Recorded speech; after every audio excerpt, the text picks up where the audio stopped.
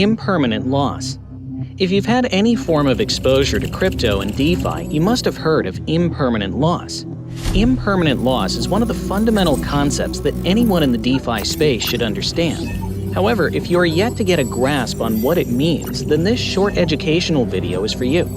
Using relatable examples, we'll talk about what impermanent loss is and how it can affect you when you provide liquidity. What is impermanent loss? Impermanent loss is the temporary loss of funds you experience when you provide liquidity to a liquidity pool because of the volatility in the trading pair. The greater the volatility of the trading pair, the more exposed you are to impermanent loss. Impermanent loss also shows how much more money you would have had if you had simply left your assets sitting in your wallet instead of providing liquidity in a liquidity pool. It is called impermanent because you'll only be affected by the loss when you withdraw your assets from the liquidity pool. Only then will it become permanent. But so long as your assets remain in the liquidity pool, it isn't a permanent loss, as there are chances of the price changes reversing. As usual, let's use a simple example to further explain impermanent loss. Imagine you deposit 2 Solex and $200 worth of a stablecoin, for example USDC, into a liquidity pool that requires assets to be in a 50-50 ratio. This means that the price of 1 Solex at the time of deposit was 100 USDC. Also, the pool contains 20 Solex and 2,000 USDC provided by other providers, meaning that you're entitled to a 10% share of the pool's liquidity. So you put in 2 Solex and 200 USDC, which equals $400, into the liquidity pool, hoping to get some profits from the trading fees. Now, let's say the price of Solex goes up to $400. When this happens, arbitrage traders will realize that they can buy Solex at your liquidity pool for $100 and sell it at another exchange, say Coinbase, for $400. They do exactly this.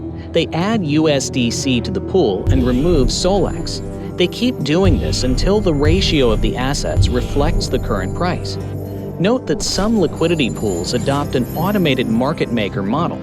Automated market makers do not require order books like traditional finance institutions to know the current prices of assets in the pool. What AMMs do is they use an algorithm that requires the multiplied product of each supplied asset to remain constant. So even though the ratio of the assets may change because of volatility, the total liquidity multiplied product of each asset must remain constant. The formula some automated market makers use is X times Y equals K, where K is the constant. So back to our example. In our example, this means Solex 20 times USDC 2000 equals 40,000. So when the price of Solex gets to $400, while the pool's constant of 40,000 remains the same, the ratio of Solex and USDC changes. Because of the actions of arbitrage traders using USDC to buy up Solex below $400, they keep doing this until the ratio of the two assets reflects the pool's constant of 40,000.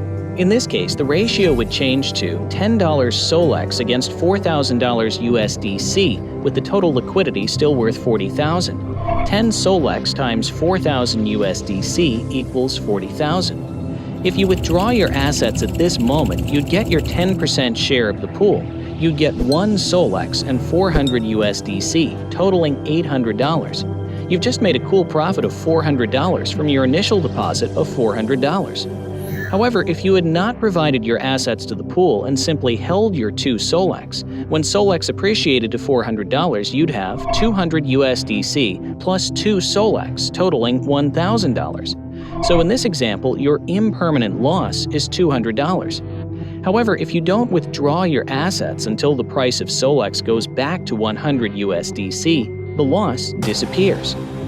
Impermanent loss estimation. You now know that impermanent loss occurs because of the changes in price of the trading assets in a liquidity pool.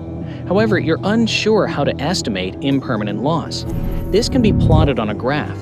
In essence, a 1.25x price change causes a 0.6% loss relative to hodling your assets. A 1.5x price change causes a 2.0% loss relative to hodling your assets. A 1.75x price change causes a 3.8% loss relative to hodling your assets. A 2x price change causes a 5.7% loss, relative to hodling your assets. A 3x price change causes a 13.4% loss relative to hodling your assets. A 4x price change causes a 20% loss relative to hodling your assets. A 5x price change causes a 25.5% loss relative to hodling your assets. Note that the loss is the same whichever direction the price change occurs in. In other words, a doubling in price results in the same loss as a halving. Why provide liquidity? Now, you may wonder, why provide SolX or USDC liquidity if you can just hold on to your assets and avoid impermanent loss? Here are a few reasons to provide liquidity. 1. Trading fees. The trading fees profits you'd make as a liquidity provider will offset the impermanent loss you may experience. Actually, you'd be in more profit providing liquidity than simply hodling your assets. 2. You can also gain additional incentives as a liquidity provider. Some liquidity pools offer you liquidity mining programs. This means a way of rewarding you with extra tokens for providing liquidity. 3. Another way you can mitigate the effects of impermanent loss is to reinvest the trading fees and profits you earn when providing liquidity. So, despite impermanent loss, providing liquidity is very lucrative. Conclusion. To conclude, impermanent loss is a necessary loss one must experience in order to enjoy the benefits of providing liquidity. However, note that the more volatile your trading pair, the more exposed you are to impermanent loss. We hope that you've learned something from this video. So if you've ever been affected by impermanent loss, let us know in the comment section. Also, share your favorite strategies for mitigating it. To keep up to date with other DeFi concepts and general crypto knowledge, do subscribe and turn on the notification bell so you don't miss anything.